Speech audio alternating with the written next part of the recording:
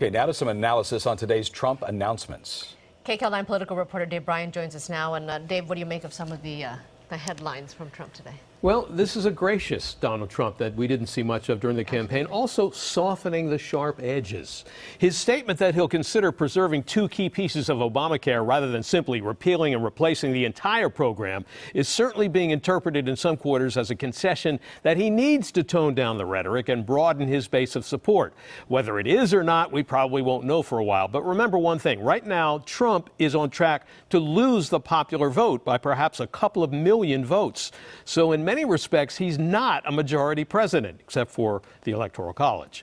And the issue of changing the leadership of his transition team, that, like Major Garrett reported, appears to be a nod to Congress, since many GOP House and Senate members worked closely with Mike Pence, who represented an Indiana district for 10 years in the House. A recognition that Pence can help the administration build strong working relationships on Capitol Hill, where the Republicans will be calling the shots for at least the next 2 years. So now the heavy lifting really begins. Now, Dave, we understand that you were down in Orange County earlier today trying to find that political unicorn, if you will. Unicorn? Some GOP members down there, right? Interesting way It used to be a lot more plentiful, right? Any night we can get unicorn into the show is a good night. You bet. Well, despite the street protests across California and Hillary Clinton's 2.7 million vote margin in winning California, Donald Trump did get over 3 million votes in this state, and he does have supporters. None more outspoken than Huntington Beach Republican Congressman Dana Rohrabacher, who told me if Donald Trump builds the wall, secures the border, and deals head-on with the immigration problem, that would be great for California. I think President Trump will be good for America, and what's good for America is good for California.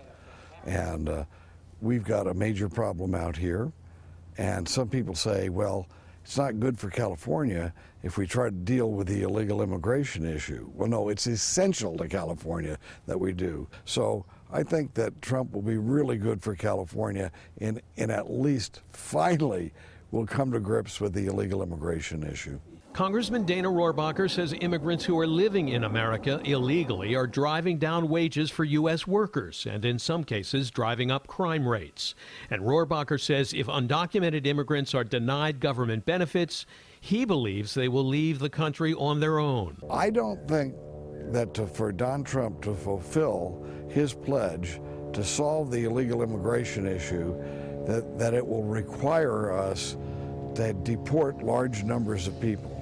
If just Don Trump says to get a job, you're going to have to e-verify, so we know you're here legally. To get benefits, if you're going to have to send your kids to school, I'm sorry, we've got to e-verify to make sure they're here legally and you deserve that education benefit for your family.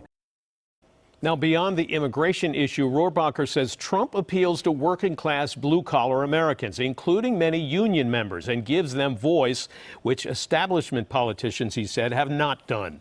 The interesting thing about that is those voters are usually loyal to Democrats, and Rohrabacher feels Trump pierced the blue curtain, just as he said Ronald Reagan did back in the day. But now, of course, Trump will have to produce the change that he has promised and everyone is waiting for, Lena.